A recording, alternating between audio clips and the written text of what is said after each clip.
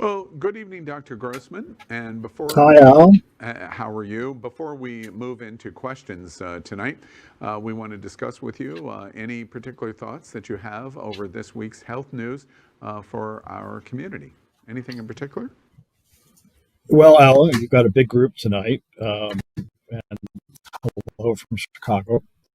I think the biggest stories this week, I think, is that some states and localities are moving ahead with booster doses for everybody over the age of 18, and I think they're moving faster than the CDC. So, in the last week, California, Colorado, New Mexico, New York City have all announced that the third dose will be available to everybody 18 years and over, and I think that that's dramatic change. Hmm. And you're indicating that we shouldn't be taking the booster until FDA and CDC recommends? No, you know me better than that. I wanted to make sure you were clear in what you were No, telling us. I think the data is very clear that the effects of the vaccine are waning after 6 months in people.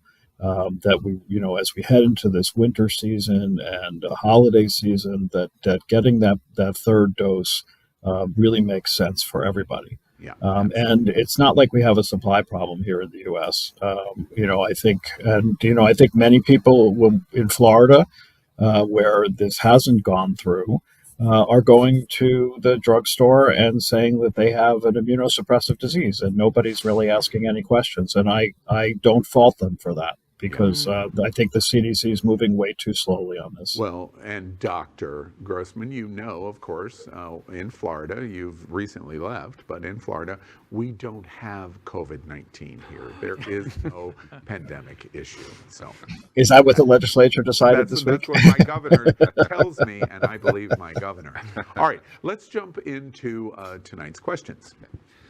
Dr. Grossman, last weekend was the Tortuga Music Festival here on Fort Lauderdale Beach, and this weekend is Pride Fort Lauderdale. Do you think that the beaches are safe now?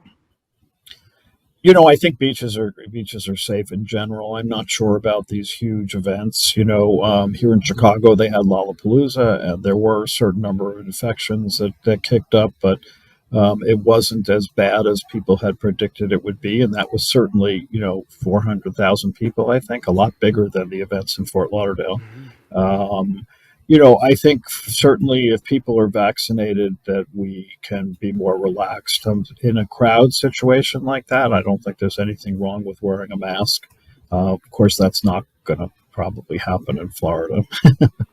But I think with the number of when people are vaccinated, they certainly are in a safer position to enjoy themselves. And the beach, I thought it was a mistake to close the beach in the first place way back because it was an open area with the wind blowing, and that was probably the safest place for people to be back in 2020. After a year and a half, Doctor, a non-COVID question. A woman in Argentina appears to have fought off HIV on her own, making her the second confirmed case. What do you make of this news? Well, I think the fact that there are now 3 cases of people who, like Timothy Brown, had, transplants and were able to seemingly wipe out the virus. And now we've got 2 cases of people who sort of did it naturally, is sort of proof of concept that it can happen. Certainly, these are very rare events. I mean, we know that there are people who are elite controllers. We've known this for a long time, for where you really can't find any evidence of active HIV replication at all, controlled by the body. And but it's proof that the attempts at developing a workable cure are not futile. But it certainly is an incredibly rare event. Hey, Dr. Grossman, have you seen changes in how people seek PrEP or HIV treatment due to pandemic? Hi, Tony. So, I think we saw in the worst parts of the pandemic that there were lots of people who went off PrEP. And we did see a drop in STDs for a little bit of time, but actually I was talking to people here at Howard Brown, and they said that they actually didn't see a drop off in STDs at all during the time when people were supposedly isolating. I think we did see a lot of people go off of PrEP and now are coming back on it. What bothers me and what I think we need to warn people about is if they've had a period where they haven't been on PrEP, they really should get an HIV test before they restart it. Because a lot of people are sitting on bottles that they've had for a year and they just start taking it again. That's not really appropriate unless you absolutely haven't had any sexual contact in the last year. But if there's been any sexual contact, it's really important to get an HIV test before restarting. Well, and Dr. Grossman, remember too, you're hearing that reporting there where you're at in Chicago. We are here in South Florida, and our governor tells us we don't have any STDs. I couldn't even get the joke out with a straight face.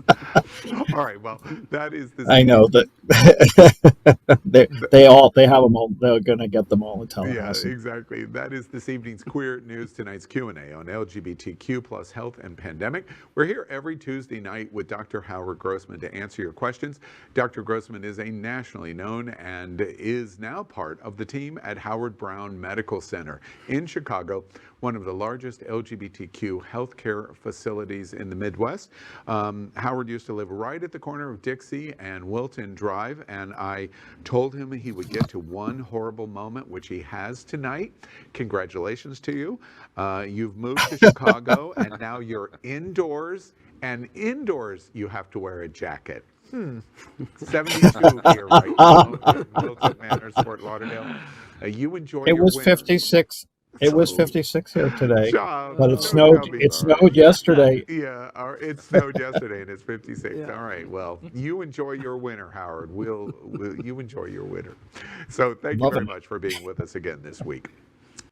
LGBTQ plus news is vital for our community and for the broader world as a whole. We have enough enemies at Fox News. Tucker, Sean, and Laura are loud. We need passionate allies. Happening Out Television Network, Queer News Tonight, and It's Happening Out are literally out of the closet and into the headlines. Our community needs your support. Like this broadcast and subscribe now to ensure the growth of the entire LGBT